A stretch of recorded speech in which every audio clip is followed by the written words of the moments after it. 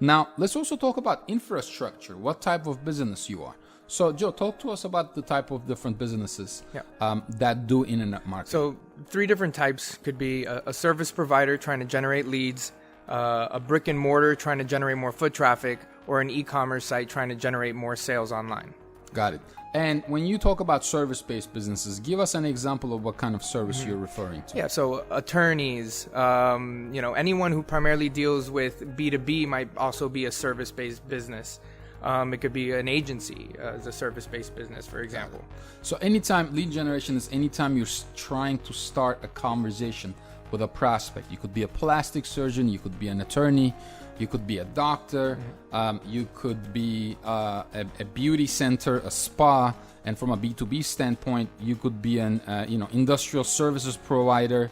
You could be anything from a plumber all the way to somebody who does roofing repair services or re-roofing services. So I would, and how do we differentiate this in terms of percentages, at least with the clients that we get? What percentage are lead-based businesses? What percentage are e-commerce businesses, would you say? I would say it's about 70-30 e-commerce to lead gen. Got it. So 70% of the time, this is what we deal with our e-commerce customers, and 30% are usually lead generation.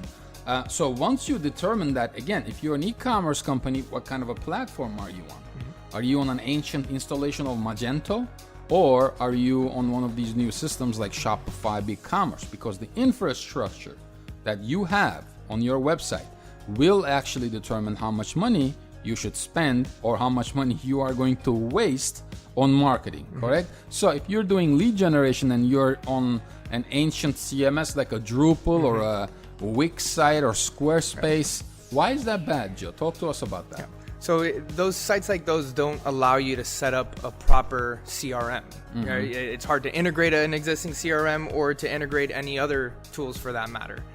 So getting onto a new CMS or getting onto a WordPress and having a WordPress will allow you to integrate all of these things that will make up your marketing funnel.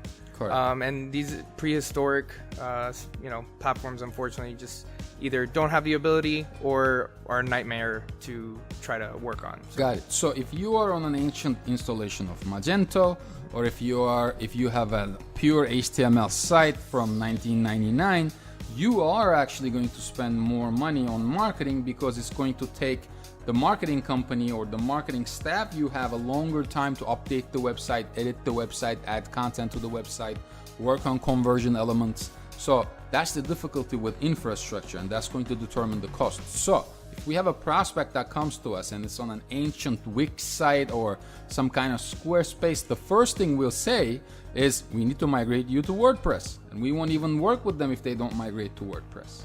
The reason being is if you're going to race in a Formula One race, you're not going to win the race with a Toyota Corolla or a little Beetle, okay? So you have to have the right infrastructure.